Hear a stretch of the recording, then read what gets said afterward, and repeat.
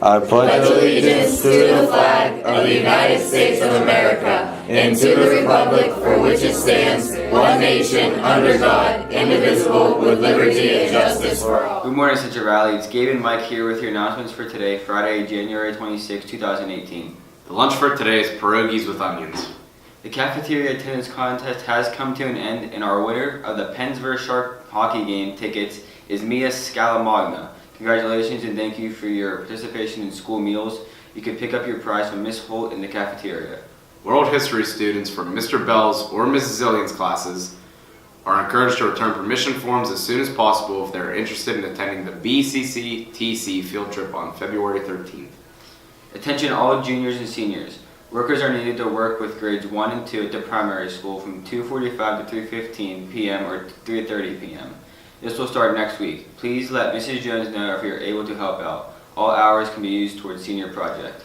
Attention all current and new NHS members. Please check your email for many announcements concerning NHS events. Also, NHS is sponsoring a school-wide food drive. Information regarding the food drive has been administered to each study hall teacher and can also be found around the school. The homeroom that gathers the most items will be rewarded a pizza party. That's all we have for you today, CV. Now here's Autumn and Nick with your sports.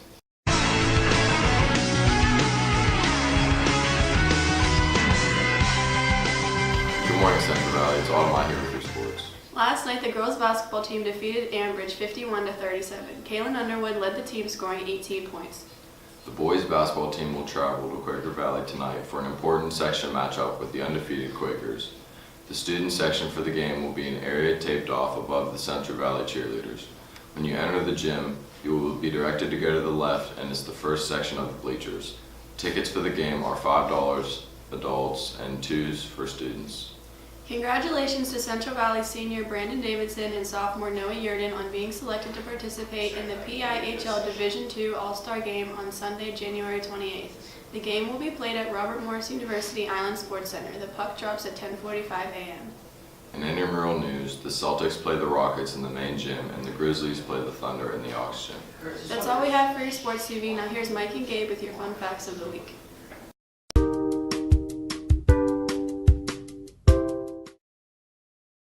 Hey CV, it's Gabe and Mike here with your facts of the week. Humans share 50% of their DNA with bananas. Every year, hundreds of new trees grow because of squirrels forgetting where they bury their nuts. There is only one hole in a straw. Pluto never made a full orbit around the sun from the time it was discovered to the time it was declassified as a planet. That's all, CV. We'll be back next week with more fascinating facts. Hello CV, it's John and Ava here to cover the flood that froze Boston and start off the new year. The bomb cyclone that has swamped the eastern seaboard with a trifecta of snow, hurricane-level winds, and cold left Boston in for a surprise at the start of 2018. The reason for Boston's frozen flood was because of the December supermoon. A meteorologist in Boston for the National Oceanic and Atmospheric Administration predicted the flood was going to happen due to high tide. Officials warned residents to stay off the streets as the frigid temperatures would ice the water over and freeze vehicles. Leading up to the tide, we had the hurricane-force winds and 20-foot waves on coasts facing the Atlantic. There was a 2 to 3 foot surge that was driven into inner bays, buildings, roads, and basements into Nantucket. Thousands of Bostonians have been without power as wind chill temperatures sink into the deep freeze. This blizzard is pushing any thoughts of global warming out of the way. Here is some insight to the flood that is taking over Boston. Cod in Massachusetts, the famous beaches and bays look more like an Arctic tundra, and the so-called Slurpee waves are back. Salty slush is washing ashore. This is all setting the stage in the east for what weather experts are calling a bomb cyclone or bombogenesis. For more on this, let's bring in Eric Fisher, chief meteorologist at our CBS station in Boston. Eric, first of all, what is the preferred term here and what does it mean? Well, I would go old school. I'd go with bombogenesis. A bomb cyclone is another way of saying the same exact thing. So what does it mean? Well, it's something that happens every year. This one will be pretty notable because of how deep this storm will get in a very short amount of time. So we take a look at 2 this afternoon. Center of low pressure east of Florida. 1,004 millibars, run of the mill. Tomorrow afternoon at 2 o'clock, as it moves off the New England shoreline, we're down around 955 millibars. That is a tremendous drop, almost 50 millibars in 24 hours. That's bombogenesis. Has to be at least 24 in 24 hours.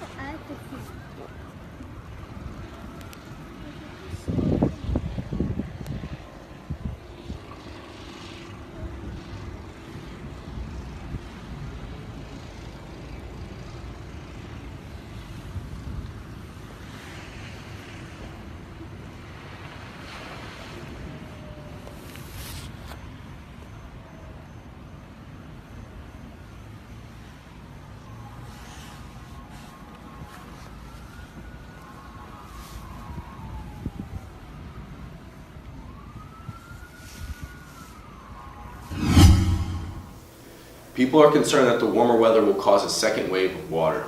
The town is working directly with residents who experience flooding or other damage to their homes, and they will be held out of harm's way. That's all we have for you today, CV. Stay safe in the winter weather.